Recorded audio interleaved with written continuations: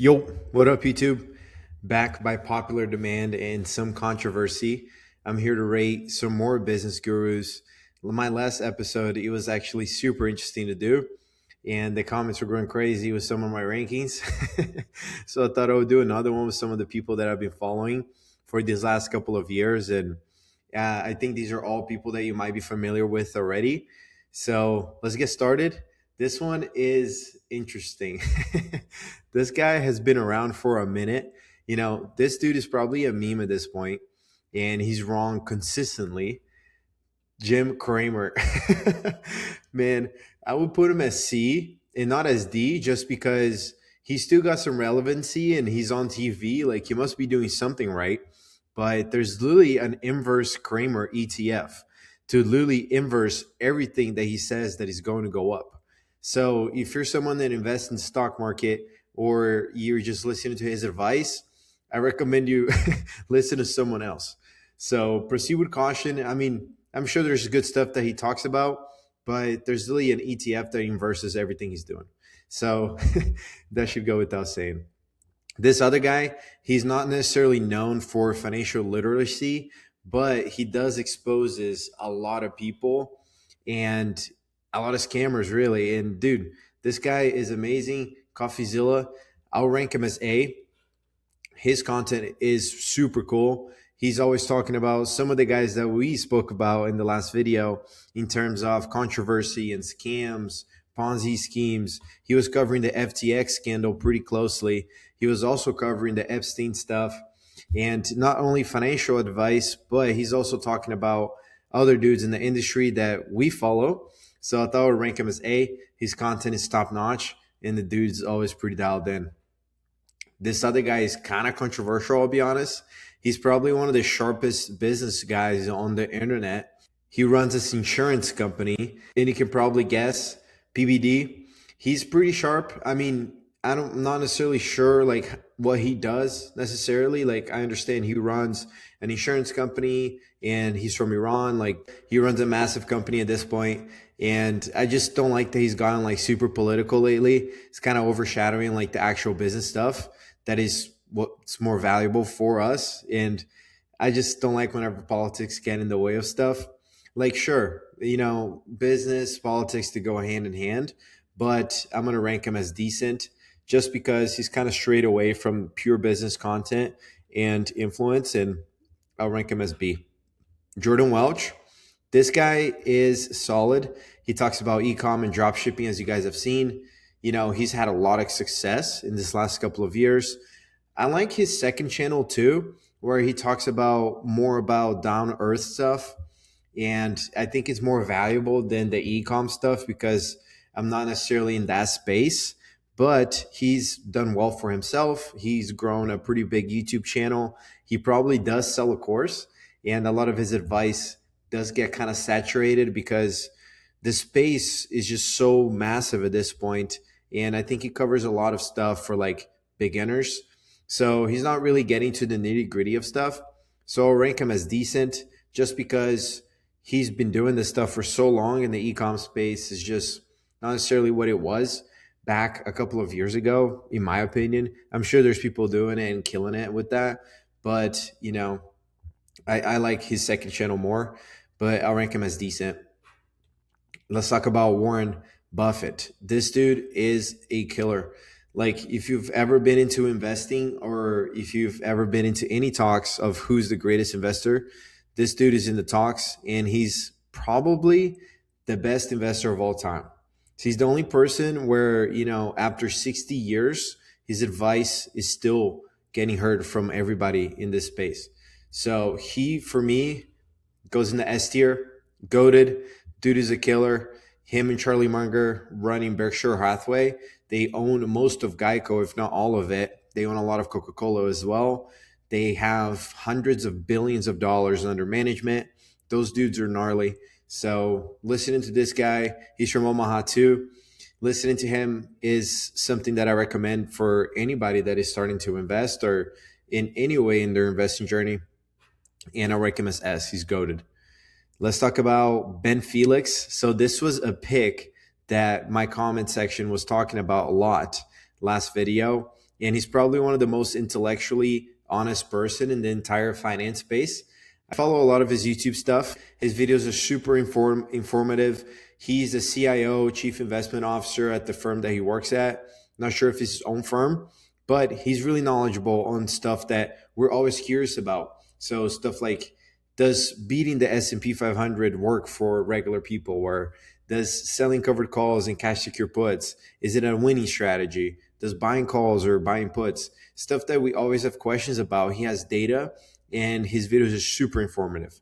I rank him as respect because he's still pretty young in his career. And I think as he grows into, he's going to be for sure in the goated category. But for now, I rank him as A. His content's amazing and definitely a lot of respect. This guy is a TV persona. He's great, in my opinion.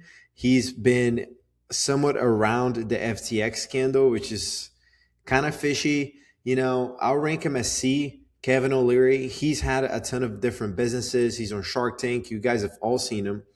But with his involvement in FTX, it's just, it kind of killed his credibility a little bit. Either way, dude is still pretty gnarly. I think a lot of his advice is super valuable, but proceed with caution, I think, because he was involved with FTX. I'm not sure how deep, but from my research is that he was somewhat involved with those folks. So, proceed with caution. Let's talk about Shelby Church.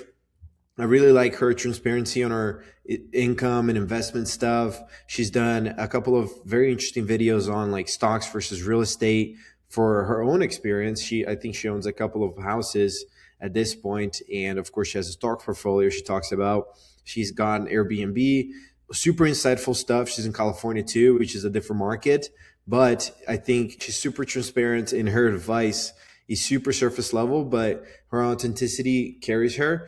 And a lot of her content is made to just casuals, not necessarily people that are doing business and in the weeds of the stuff. It's more catered toward people that are just kind of clicking through YouTube. And there's nothing wrong with that, but it's just a different kind of audience that she's catering to. So I'll rank her as decent because she's got great advice and her videos are very well done, but it's not necessarily super in the nitty gritty stuff. So let's talk about Andrei Jikh. His production quality is insane. His fundamentals are also crazy. It's crazy to think that less than 5 years ago, or maybe a little longer, I'm not sure what his story is in depth, but he was doing magic, and that's how he started his YouTube channel. And I just think it's pretty sick. He's pretty well off at this point, I suppose. He talks about his investments. He's big into crypto. He has this dividend investing portfolio I've been following as well. Dude's super interesting. I rank him as decent because, like Shelby Church a little bit, he has advice that, caters to a lot of the people. He's not getting super in the nitty gritty of stuff. And I think there's a lot more value whenever you dive into the nitty gritty of stuff, whenever it comes to business and investment. So that's my take on it. Let's talk about George Kamel. I think you guys know where I'm going to place him. He's part of the Dave Ramsey crew, and he's a smart guy. You can fully trust his advice, but he's kind of a corporate finance guy for Dave Ramsey. He still follows the whole no debt, buy your house with cash, don't buy anything on a credit card. And it's great advice for someone who's starting, but I would proceed with caution because if you actually follow Dave Ramsey and George Kamel to a T, you're never going to end up owning a house. Let's just be honest. You're never going to end up owning a cool car, or you're never going to leverage yourself at least to get a mortgage, which is super safe. If you get a 30-year fix on a house that you're going to live in, it's probably one of the best investments that everybody makes in their life. And a house is like a savings account. Even if you're not super savvy into retirement and investing, you buy a house, you're paying the thing down every month, if either you want it or not. So it's a forced savings account. So anyways, I'm kind of against the whole no mortgage stuff, but I think his advice is great. I would just say proceed with caution and don't necessarily follow it to a T. But if you're a beginner, I think his stuff is great. So let's talk about Jeremy Financial Education. his convictions and his stock picks are pretty intense. His track record is good. I think a couple of years ago, he strayed away from the core thesis of the channel. He was investing in all these crazy companies like Beyond Meat and Planet 13, which is like a wheat stock. And now I think he's kind of coming back into the whole swing of stuff, like invested in tech stocks and investing into restaurants that he likes. These are all pretty core and safe investments. I think he's got great takes. He also runs like a private investing group or something like that. And he's always talking about it. I'm sure there's a lot of value in there. Never joined, but I would rank him as B, maybe C. I rank him as B for now because he's done well for himself. And, his track record can be a little shaky from a couple of years ago. He's still got a massive portfolio, and he only got that because he kind of puts himself apart from the rest of the crowd, and he's got bold picks, and sometimes it pays off, sometimes it doesn't. But he's super transparent with his portfolio. He has a public account with a couple seven figures. Pretty cool to watch his stuff. Rank him as decent. So hopefully you guys enjoyed. Don't forget to leave a like. Let me know in the comments what you would change. Last video, we had a bunch of comments saying that I was crazy for not picking some of these guys in the other video or some of the picks that I have. So let me know what you guys think. Don't forget to leave a like, subscribe, and I'll see you guys soon.